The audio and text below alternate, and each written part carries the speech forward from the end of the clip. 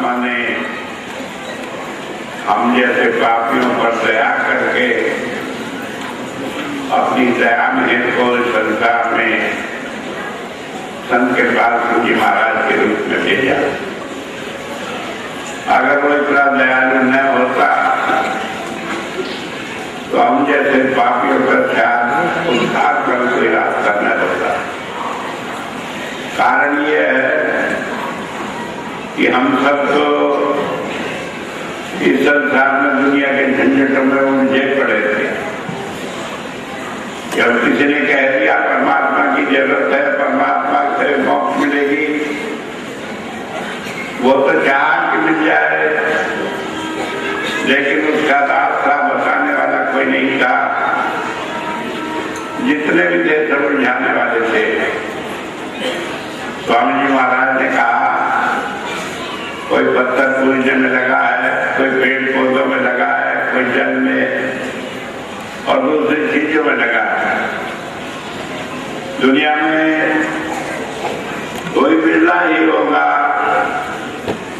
जो परमात्मा की भक्ति में लगा है। और इसी तरह इन पाखंडों में पढ़कर हमें इतना पक्का बना दिया जाता है कि कई बार तो हम संत का नाम भी लेना नहीं चाहते। मुझे याद है मैं भी एक ऐसी संस्था से संबंधित रहा।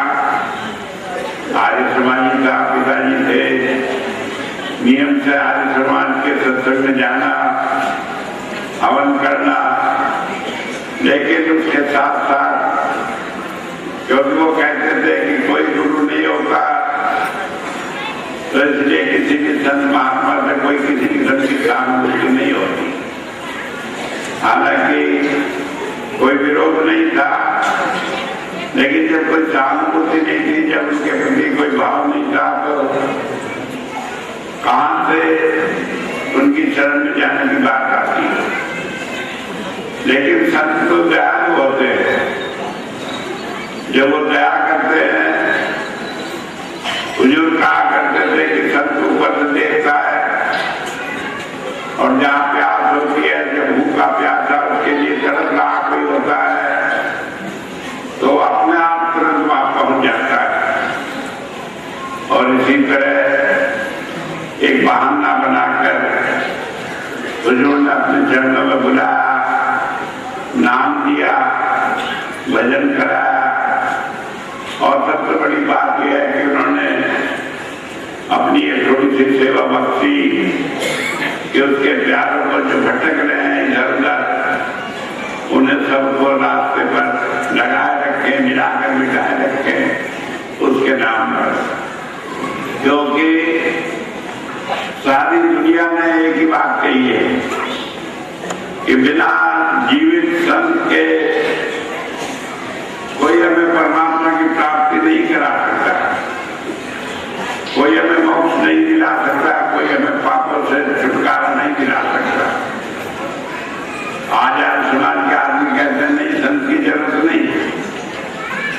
लेकिन जब मैंने वेदों का अध्ययन किया तो उसमें 24,500 मंत्रों में हर एक मंत्र में जीवित संत का महत्व बताया गया है और बार बार जीवित की बात कही गई है।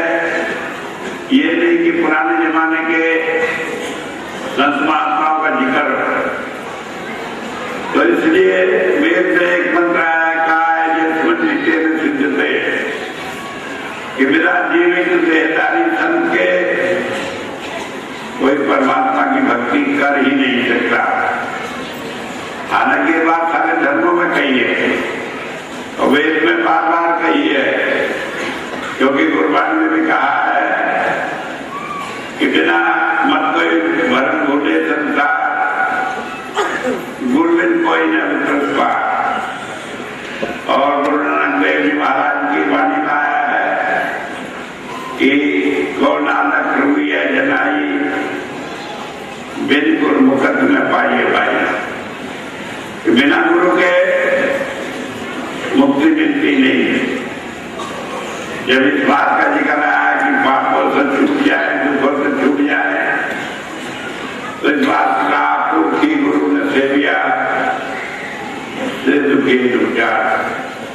कि जिन्होंने शरीर रूप में चलते फिरते गुरु की सेवा नहीं की, वो 4 युगों में सारी दुनिया जब से बनी जब तक रहेगी 4 युगों में बटी हुई है। इसमें कहा कि कोई आदमी सुखी रह ही नहीं सकता जब तक कि देहधारी संत की भक्ति नहीं करेगा। तो इस बात को कहा गया है, लेकिन क्यों करेगा, क्यों मिलेगा, उसके भी कई कारण हैं। पहली बात तो है परमात्मा जिसका जिक्र करता है, अगर उसे किसी रूप में देखा जा सकता है तो वो शक्ति है। परमात्मा को हम और किसी रूप में देख ही नहीं सकते, क्योंकि वो तो निराकार है, उसका कोई आकार नहीं। तो उसे हम कैसे देख सकते हैं कि जब वो किसी देह में आए तो उसी में हम उसे देख सकते हैं। आज परमात्मा के जितने गुणों का वर्णन रात दिन गाते हैं, कहते हैं वो दयालु है, वो अंतर्यामी है, वो दुखों का मेटने वाला है, वो सब हम कहां से जाने? जब हमने किसी संत को देखा, उसके अंदर वो गुण देखे, तो हमने कहा ये परमात्मा के गुण। तो एक बात समझने की है कि संत का और कोई रूप है ही नहीं सिवाय परमात्मा को अपने अंदर धारण किए हुए वो परमात्मा को जाहिर करता है, परमात्मा को प्रकट करता है। न उसका अपना काम होता है संसार में कोई, वो तो आता ही है परमात्मा के काम को करने के लिए, लेकिन उस काम को आसान करने के लिए वो हमारे बीच में सीधे साधे रूप में रहता है। क्योंकि अगर हम ये जाने कि वो इतनी महान हस्ती है, तो सिवाय इसके या तो दुनिया के झंझटों में ये फंसे रहेंगे, जिससे वो छुड़ाने आता है उसी में हम फंसे रहेंगे, या हम उसके पास आने की हिम्मत ही नहीं करेंगे। कई भाई मेरे पास आते, मैंने कहा भाई बहुत दिन हम आए, कहने लगे जी पापी जीव है, हिम्मत नहीं पड़ती आने की साथ को हमने।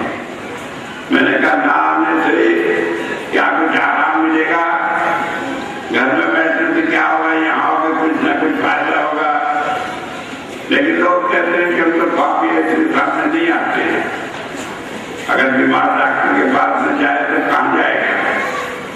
तो बात ये समझ लेने की है कि वो हमारे पाप मिटाने के लिए ही आता है। माँ जैसे गंदे बच्चे को देखकर उसे अलग नहीं कर देती, बल्कि उसमें भाव आता है तो साफ करके एक कपड़े पहना कर इसे अपनी गोद में रख। ठीक इसी तरह परमात्मा भी संत के रूप में आकर हमें ग्रहण करता है। कई बार हमें महसूस नहीं होता, संत कहते हमारे पाप काटता है, क्योंकि जन्म जन्मांतर के पाप है। मैं एक बात बता कर आगे चलूंगा, कई बार वैसे भी पहले सत्संग में निकल आया है ये बात है। और पहले की जिस साल हमने काम शुरू किया था, सन 75 की बात है, अगस्त का महीना था, तो हम शांति में भंडारा कर रहे थे। उन दिनों अवतार सिंह सेठी जो बरेली के इंचार्ज थे हुजूर के जमाने में, और पहले कुछ आदमी में थे जो हमारे साथ जुड़े, वो कुछ आदमी को लेकर शाम जी आए हुए थे। उन दिनों छोटा ही प्रोग्राम करता, थोड़े आदमी आते, शाम को करीब 8-9 बजे तक सब प्रोग्राम निपटकर हम लोग आग जलाकर बैठ गए, और 5-6 आदमी चारों पर बैठ गए, आग के बात करने लगे। सेठी साहब भी वही बैठे थे, बैठे बैठे कहने लगे स्वामी जी ऐसी दया करके कि सारे कर्म कट जाए और दूसरा जन्म न लेना पड़े। मैंने कहा क्यों? कहने लगे नहीं चाहते दूसरा जन्म लेना पड़े, चाहे जितने कष्ट हो सारे कर्म इसी जन्म में कट जाए। मैं चुप कर गया। मैंने कहा अच्छा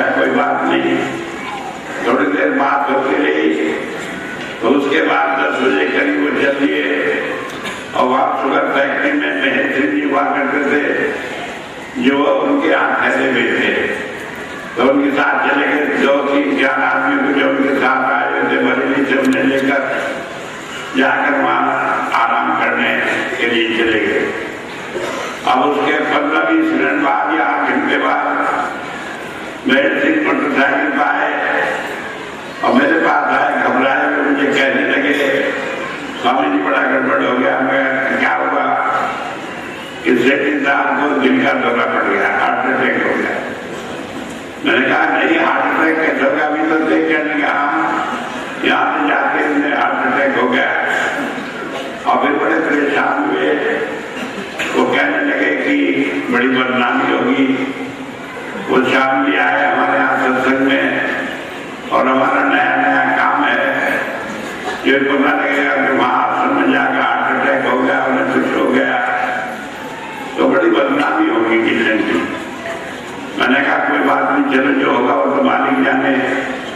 लेकिन मैं उठा और उनके मोटरसाइकिल पर पीछे बैठकर चल दिया। वहां से करीब करीब 1 किलोमीटर का रास्ता होगा उनके घर का, लेकिन बीच में कच्ची सड़क थी और वो भी ऊंची नीची थी। मैं उस पर बैठकर घबराया। मैंने कहा खबर नहीं क्या हुआ? आंख बंद कर मैं ध्यान किया तो एक तो ऊंची नीची सड़क, झटके लग रहे थे, लेकिन फिर भी महाराज जी दिखाई दिए। मैं कहा मतलब महाराज जी उन्हें हार्ट अटैक क्यों हो गया, क्या हो गया? कहने लगे हार्ट अटैक नहीं हुआ।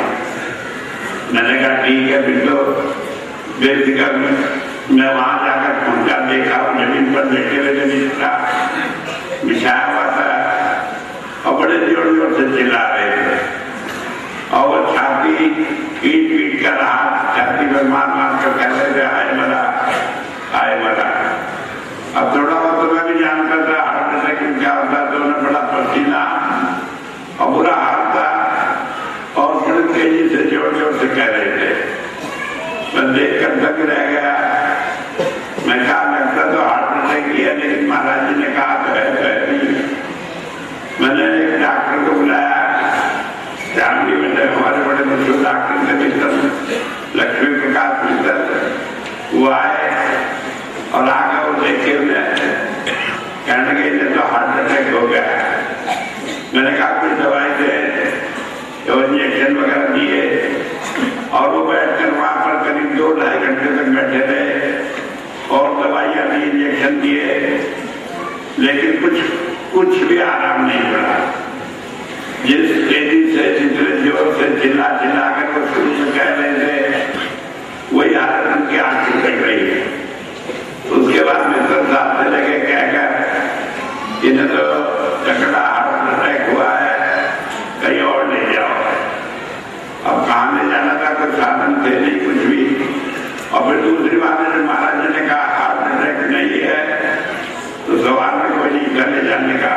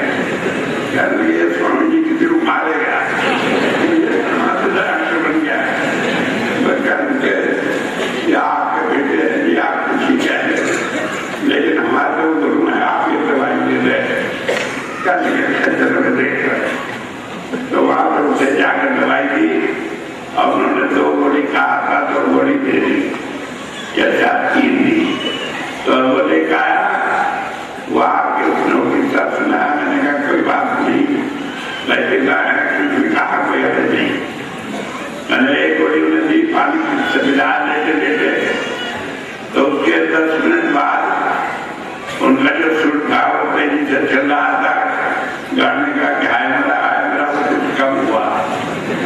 फिर एक दूसरी कोटी थी 15 मिनट बाद, तो उससे वो और कम हो गया, और जो बिल्कुल आराम समय से सुनने लगा तो उठ के बैठने लगे। मैंने कहा क्या हुआ? कहने जरा बैठना चाहता हूँ। मैंने कहा बैठ जाओ। बैठ के कहने के कोई शब्द सुनाओ। मैंने कहा इतनी देर जो आप शब्द सुना रहे अपने आप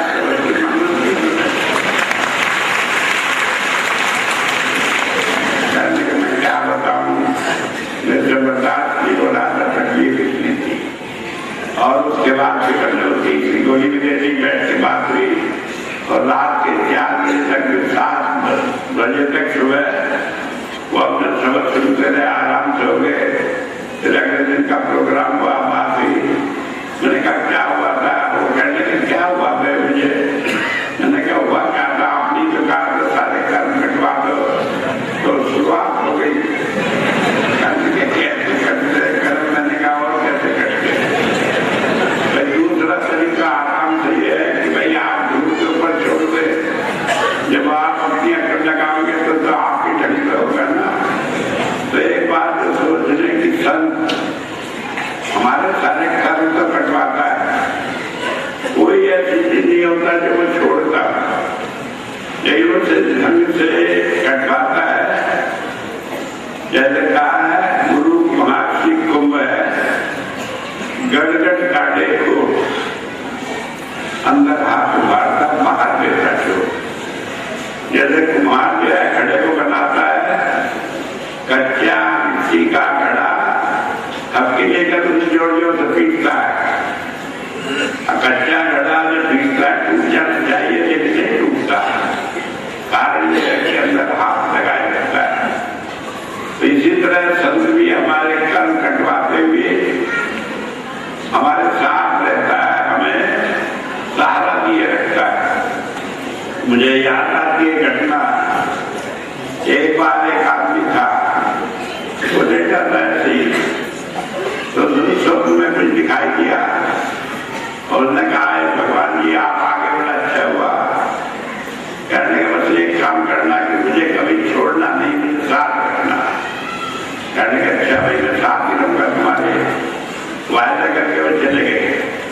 उसके बाद जब चले अब दुख आने शुरू हुए तो बहुत परेशान, एक दिन रोते रोते जब सो गया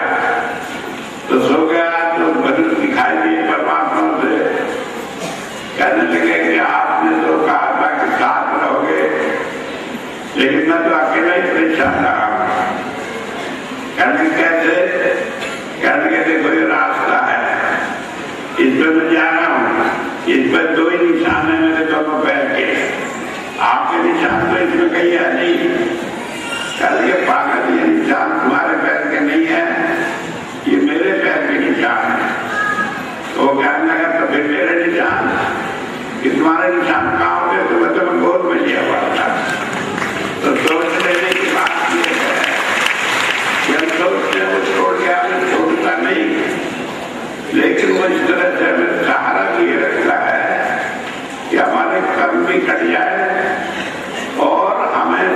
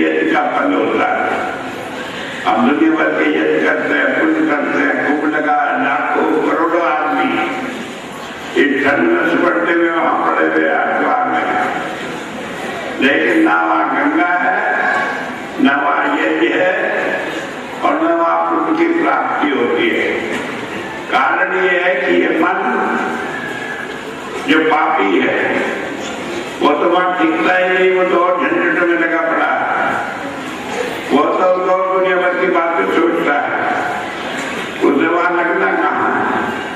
मुझे याद है एक बात की एक कहानी मैंने पहले बहुत बात सुनाई है कि एक पार्वती जी शिव जी से कहने लगे कि देखो आज तो उनके मोर्चा इतना आदमी गंगा स्नान को जा रहे हैं और आप कहते थे कि गंगा स्नान से मुक्ति मिल जाती है, कहने के मिल तो जाती है मुक्ति, लेकिन ये गंगा स्नान को कहाँ जा रहे हैं, कहने के ये तो सारे जा ही रहे हैं गंगा स्नान को।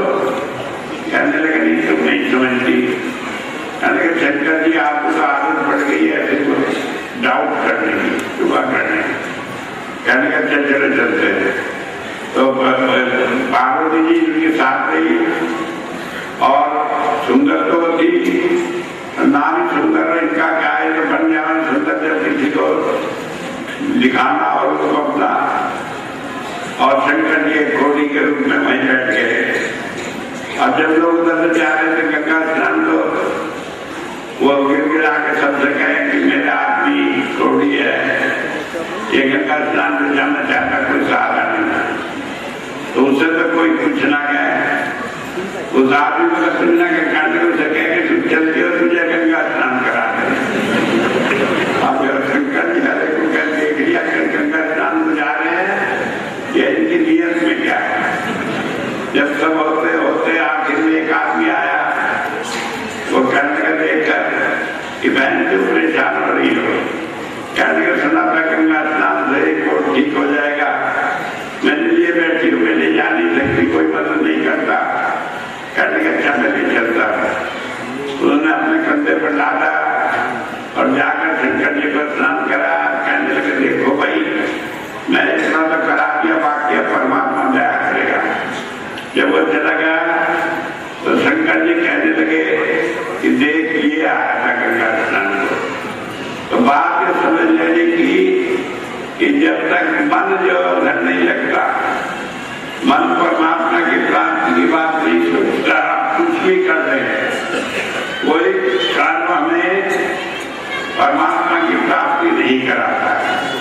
वरना परमात्मा की प्राप्ति करने में यही है, हम परमात्मा को जपते हैं, दुनिया भर की चीजें जप रहे हैं, लेकिन कुछ नहीं होता, क्योंकि अक्षरों में तो कुछ नहीं, भाव में है। भाव हमारा जुड़ता ही नहीं, घर तो काम लाभ होगा। तो एक बात तो समझ लेने की है कि ये सारे कर्मकांड, ये सारी चीजें जो हम कर रहे हैं, ये जब तक होती नहीं, जब तक कि कोई हमें इधर से दुनिया से हटाकर परमात्मा के साथ में जोड़ दे, उसका अनुभव न करा दे। और उसका अनुभव कौन कराएगा? जिसने उसका अनुभव करा हो वो कराएगा, बाकी कौन करा सकता है। तो इसलिए बताया कि जब वो परमात्मा ही अपने आप किसी मनुष्य में आकर बैठता है, काम करता है, तभी वो हमें रास्ता दिखाता है। इसके लिए हर एक धर्म पुस्तक में यही बात कही गई है। बाइबल में जो कहा है ईसा मसीह ने, it is not I but he speaks through me, कि मैं नहीं बोल रहा, मेरे अंदर बैठकर परमात्मा बोल रहा है। और इज़राइल ने कहा है there is no God beside me, कि मेरे सिवाय कोई परमात्मा है ही नहीं। अगर कोई परमात्मा है तो बस मैं हूं। There is no God beside me, no one can enter into the kingdom of God except through me, कि कोई जा ही नहीं सकता परमात्मा के राज में, क्योंकि उसका रास्ता केवल संत को भी खुला है, वही जा सकता है, वही नहीं जा सकता है। और जब तक हम उसे साथ नहीं ले लेंगे तब तक काम नहीं चलेगा। मुसलमान भाइयों के यहाँ कहते हैं कि अगर हज करना हो तो किसी हाजी को साथ ले लो, जिसने पहले हज किया, जिसने प्रभु प्राप्ति की है, वही हमें प्रभु प्राप्ति करा सकता है। जिसने परमात्मा को देखा नहीं, जाना नहीं, पाया नहीं, जो अंधा है, वो हमें क्या रास्ता दिखाएगा। तो इसलिए सबसे बड़ी बात यह जब हम कहते हैं कि संत ही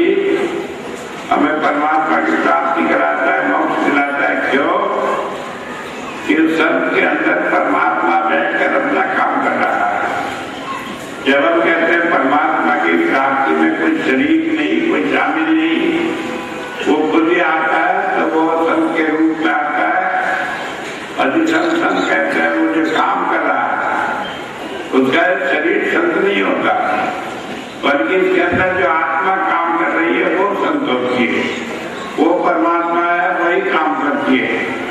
हम जब जाते हैं, जब तक इस शरीर को देखते रहते हैं तब तक हम उसका लाभ भी नहीं ले पाते, और जब हम उस संत को, उस आत्मा को देखते हैं तो हमें वो आनंद आता है कि हमें किसी और चीज की जरूरत ही नहीं पड़ती, न कर्मकांड की जरूरत पड़ती, न भजन की पड़ती, न सोचने की पड़ती। मुझे याद है घटना, आप लोगों ने भी कई जगह पढ़ी होगी, व्यास का किस्सा है। बाबा साहब सिंह जी महाराज अपनी कोठी में जो उनकी थी उसमें ऊपर बैठे हुए थे, पूर्णमासी का दिन था, चंद्रमा निकला हुआ था पूरा। कृपाल सिंह जी महाराज गए ऊपर और जाकर वहां बैठ गए। जैसे संतों के मोज बैठे थे, अपना 2-3-4 आदमी बैठे, हम बोल रहे थे, बात कर रहे थे, तो बड़ा आनंद आ रहा था। उसके बाद भी आई कर रही, चलो भैया अब चलो महाराज जी आराम करेंगे। अब जब हुक्म बात तो सब उठकर चल दिए। अब 2 बजे से उतर के सब जाए तब चले गए। जब आखिर में कृपाल सिंह जी जाने लगे तो बंद करने लगी किवाड़, तो उन्होंने किवाड़ रोक लिए। कहने के लिए हाथ जोड़ता हूँ, एक बार और दर्शन करा दे। कहने के लिए भी 8 घंटा बैठे थे, अभी एक बार में क्या दर्शन होना, अभी तो आया तो मंदिर से उतर कर वही नहीं बैठे थे। कहने के हाथ जोड़ता हूँ, करा दे। कहने के देखो भाई, बिना महाराज जी से पूछ कर तो मैं नहीं बुला सकती, मैं पूछ कर आती हूँ, ये रुक जाओ। यही वहां पूछा, कहने के बाद तुम दोबारा कह रहे आने के लिए। कहने लगे आकर दो। कहने लगे ये जो जीव होते हैं ये ऐसा होता है जैसे छल्ली, कि उसमें कितना ही दूध भर दो उसमें रुकता नहीं। इसी तरह इनके प्यार का कोई ठिकाना नहीं, इनका मन भरने का सवाल ही नहीं। तो जब तक हमारे अंदर वो जगत नहीं पैदा हो जाती तब तक हम परमात्मा को प्राप्त करने वाले बनते ही नहीं। हम भजन करें, हम सेवा करें, दूसरे काम करें, उन सबका उद्देश्य ये होता है कि हमारे अंदर परमात्मा की वो तड़प पैदा हो जाए, हमारे अंदर परमात्मा की वो चीजें, रोशनी है, आवाज है, वो अनुभव हो जाए, उससे हमें उनका स्वाद मालूम हो जाए, उसका आनंद मालूम हो जाए, जिससे फिर हम उसके साथ जुड़कर उसका आनंद लें। सारी बातें चलती है धर्म में कि ये करना है, वो करना है, कैसे हम परमात्मा की प्राप्ति करें। लेकिन वेद में भी और दूसरी जगह भी बताया है, वेद में कहा योगे योगे तब धर्म। तब कहते हैं कि परमात्मा जब इंसान के अंदर बैठ कर आए तो संत कहने लगा, संत जो है योगे योगे, कि जो भी काम हम दुनिया में करते हैं उस सब में ही परमात्मा की प्राप्ति का कारण बना देता है। क्योंकि हमें उसी की याद आती है, उसका खाते पीते उठते बैठते कोई भी काम करते हैं उसमें हमें परमात्मा की याद आती है। जब हमारी ऐसी हालत बन जाती है तो हम हर घड़ी परमात्मा की भक्ति करने वाले बन जाते हैं। जब तक ये आदत नहीं बनती तब तक परमात्मा की प्राप्ति और मोक्ष की प्राप्ति दूर है। क्यों दूर है? कि किसी भी दुनिया के किसी काम में मन कर, जैसे कि मैंने कई बार कहा, चौकड़ का खेल होता है, सारी बारी खेल आया आकर नरक में पड़ जाता है, गोट जो है नरक में पड़ जाती है, और अगर जो मौका लगा तो दुश्मन को अंदर धकेल लेते हैं, फिर वही सारा चक्कर काटना पड़ता है। तो जब तक हम इससे बच नहीं जाएंगे, जब तक मोक्ष में नहीं पुरुषार्थ कर लेंगे, तब तक हर चांस है कि कहीं भी फिसलन हो सकती है। कई बार छोटी छोटी बातों से हमारा मन खराब हो जाता है। 5वें गुरु के जमाने की बात है, गुरु अर्जुन देव जी महाराज के जा रहे थे, उनका पाठवी शास्त्र तो रास्ते में देखा एक रीछ वाला रीछ नचा रहा था। जब रीछ नचा रहा था तो वो अच्छा लगता है, जब रीछ नाचता है तो पाठवी नाच देखकर उसे खुश होता है, अंतरा। जब थोड़ी देर हो गई तो अर्जुन देव जी महाराज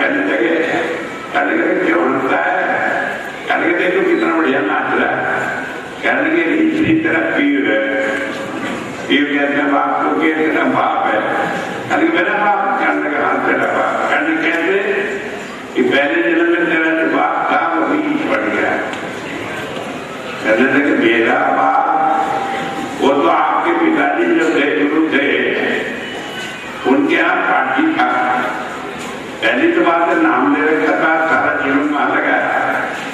कहते हैं कि जिसने गुरु से नाम ले लिया तो उसके जीवन से नीचे मिलता नहीं, और उसने सारा जीवन वहीं लगा दिया। उसके बाद भी कैसे वो नीच की योनि में आया तो उन्होंने किस्सा सुनाया। कहने लगे एक सुबह की बात है कि सत्संग हो रहा था डेरे में, तो जिस वक्त सुबह का टाइम था कुछ लोग बैलगाड़ी से कहीं जा रहे थे, वहां डेरे के पास आए तो गाड़ी अपनी रोक के सोचे चलो गुरु जी के दर्शन कर ले, गुरु महाराज जी का प्रसाद भी ले लें।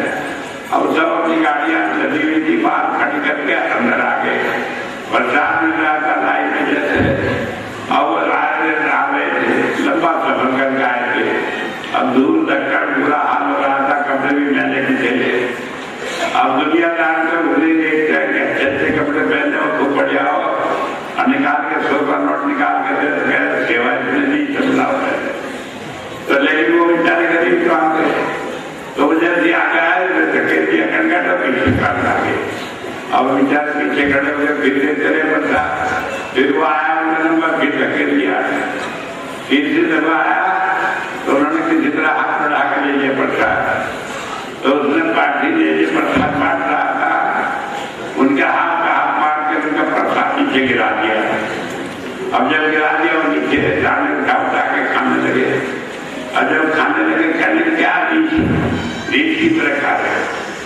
अब जब ये कहा वो बेचारा का शब्द टूट गया, कहने के भाई हम तो रीछ है नहीं, रीछ होगा तो तुम्हारा कोई होगा, हमारा नाम रीछ थी, तुम आओगे। जब ये कही वो अपना प्रसाद लेकर चले गए। कहने लगे उस सत्संगी की ये बात कहने से इन्हें इस जन्म में नहीं करना पड़ा तुम्हारे पिता को। तो बात समझ लेने की है, गुरु हमारे साथ है, लेकिन गुरु के साथ हम जुड़े हुए हो इस अभिमान में न रहे। क्योंकि जो कहा करते कि सत्संगी को अगर जो पता लग जाए कि गुरु मेरे साथ है तो पेट फाड़ कर मर जाए, इसका कोई ठिकाना नहीं।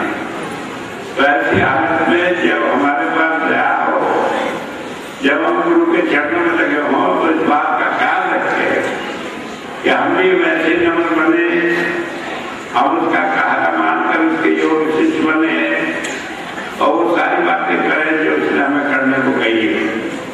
लेकिन उसके बजाय हम अभिमान में रहे कि हमें तो बड़ी दूर है, हमारी तो सीधी अप्रोच है, हम तो जो कहेंगे वही हो जाएगा। तो उससे आदमी फिर अपना सारा काम बिगाड़ देता है। लेकिन मैं आज आपको एक बात बता रहा हूँ, कई दफे मैंने बताया कि निष्काम सेवा करो, उससे बड़ा लाभ मिलता है। क्योंकि गुरबाणी में कहा है जुगत भगत मुखत करी सेवा जिसको आप कराए, कि परमात्मा की भक्ति जुगत युक्ति क्या है, उसका तरीका क्या है, गाय का भक्ति का। और कैसे मुक्ति मिले, कहने लगे संत की सेवा करना जो है, उसके कहने में रहकर सेवा करना है, यही मुक्ति का साधन है। और सेवा हम कैसे कर सकते हैं, ये भी हमारे हाथ में नहीं। जिस तो आप कराए वो हमें दया करके ऐसी बुद्धि दे कि हम सेवा करने वाले बन गए। क्योंकि सेवा कर लिया और अहंकार आ गया तो सारा काम बिगड़ गया। तो सारी बात है सबके करते हुए भी कैसे हमें एक आसान सा तरीका पकड़े जिससे कि हम मुक्ति को प्राप्त कर लें। तो इसके लिए एक तरीका बताया। बात वही है, ढंग है करीब करीब कहने का, क्योंकि अगर कहीं हम उलझ जाते हैं मन के कारण, यही बात कीजिए काम क्रोध लोभ अहंकार जो हमें बदलाव देता है। तो उसके लिए उन्होंने कहा है सब धर्मों में वो आया है। बाइबल में एक बात कही है, जब मैंने पहली बात पढ़ी तो मुझे बहुत ही अच्छी लगी, हालांकि कई तो बुरी भी लगी होगी, क्योंकि उसमें बात ऐसी कहा है। उसमें कहा है one who love me, one who loves father and mother more than me is not worthy of you. कि जो माँ बाप को मेरे से ज्यादा प्यार करता है, आज भी करता है जितना माँ प्यार करती है इस दुनिया में कोई नहीं करती। आज माँ करती है तो बच्चा भी करता है माँ को। लेकिन ईसा मसीह क्या कह रहा है? One who loves father and mother more than me, मेरे से ज्यादा जो प्यार करता है is not worthy of me, वो मेरे लायक है ही नहीं, वो इस रास्ते में चल नहीं सकता। तो हमारा प्यार क्या हो? हमारा प्यार जितना जुलूस है उसमें दुनिया की कोई चीज आए ही नहीं बीच में, क्योंकि जो भी बीच में आ जाएगी वही हमें इस दुनिया में खतरा कर रख देगी।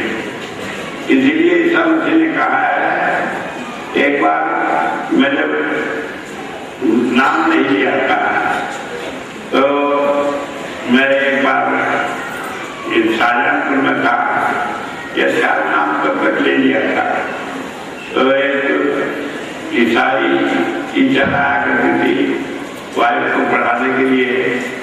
तो एक दिन कहने लगे चलो आप लोग पढ़वा देते हैं चर्च में। मैंने कहा चर्च में तो क्या करना, पागल से मिल जाएंगे किस दिन वहां पर बात करो।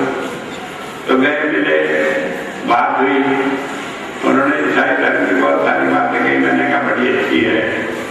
मैंने कहा फादर आपको तो सब बाइबल खूब अच्छी तरह आपकी होगी करने का आपको बात की। मैंने कहा कि आप थोड़ा सा 15-20 मिनट दे दिया करें तो आप तो पढ़ जाएगा, थोड़ा सा पढ़ जाना। कहने लगा अच्छा पढ़ जाएगा। मैंने कहा मैं घर पढ़ लिया करूँगा, जो दिक्कत होगी वो आप तो पूछ जाएगा। कहने लगा हाँ ये बहुत अच्छा है। अगले दिन में पहुंचा लेकर अपनी एक समस्या, बाइबल में एक जगह कहा है, I have not come to make peace on this earth, I have come to separate mother from daughter, mother in law from daughter in law. इस तरह बात कही है कि मैं इस दुनिया में शांति करने नहीं आया, और कहा मेरे हाथ में तलवार है, मैं इसमें सब अशांति करके मार काट करके लड़की को उसकी माँ से, बहू को उसकी सास से अलग करने के लिए आया। मैं दुनिया बसाने नहीं आया। मैंने कहा आप तो कहते हैं सबसे शांति के लिए आए हैं, ऐसे कह रहे हैं तो मार काट करने के लिए आया, मैं तो शांति करने के लिए नहीं आया। कहने के नहीं ऐसा तो नहीं। मैंने कहा कैसे? सब तो यही है। कहते अच्छा मैं आपको कल बताऊंगा। अब वो पढ़ रहे शब्द देखा बड़ा। अगले दिन क्या मैं कहने के कुछ समझ में नहीं आया। मैंने कहा फिर समझ में नहीं आया तो कैसे होगा? तो कहने के कुछ समझ में नहीं आता। उसके बाद भी मैं कहीं से पूछा, लेकिन जो संत बात को नहीं समझते वो नहीं जानते, क्योंकि संत हमें यहाँ दुनियादारी की चीजें देकर दुनिया में फंसाने नहीं आता, वो तो इंशाल्लाह निकालने के लिए आता है। जब हमें कोई तकलीफ होती है, कष्ट होता है, फिर समझे बहुत बड़ी दया होती है संत की कि वो अपनी याद दिलाने के लिए हमें देता है कि हम फंस जाते हैं दुनियादारी में और हमें याद ही नहीं रहती। याद कब आती है? जब कोई कष्ट आता है, जब परेशानी होती है तब याद आती है। लेकिन मैं आपसे एक बात कहता हूँ कि आप उस दिन की ध्यान न करो, क्योंकि मैंने कई बार पहले भी कहा, खबर नहीं किसी भी आ रही थी, तेरी चिंता में मन धारी तो अचिंतों पर चला कि तुम गुरु जब तक प्यार जोड़े रखो और किसी बात की परवाह करो ही नहीं, जो है वो सब अपना आप ठीक हो जाएगा। इसी के लिए एक बात कही है कि जब दिन हो विपरीत, जब हमारे वक्त खराब हो, परेशानी हो, दिक्कत हो, तो हम अपना ध्यान जो है वो गुरु के चरणों में लगाए रखे और कहीं जाए नहीं। ये नहीं हो जरा कष्ट होगा करने को क्या फायदा है? कई आदमी कहते हैं करने गुरु धारण कर लिए तब भी इतनी दिक्कत है।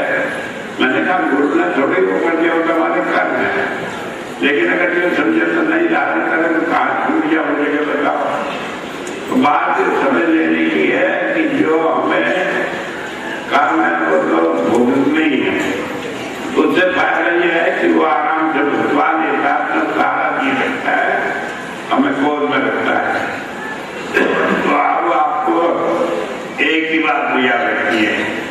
कि हम हर घड़ी चलते फिरते याद रखें, परेशानियों में ज्यादा याद रखें, और जब कुछ भी बात हो तो उसे 24 घंटे याद रखें, तो जो दिक्कत है वो सब हल हो जाएगी।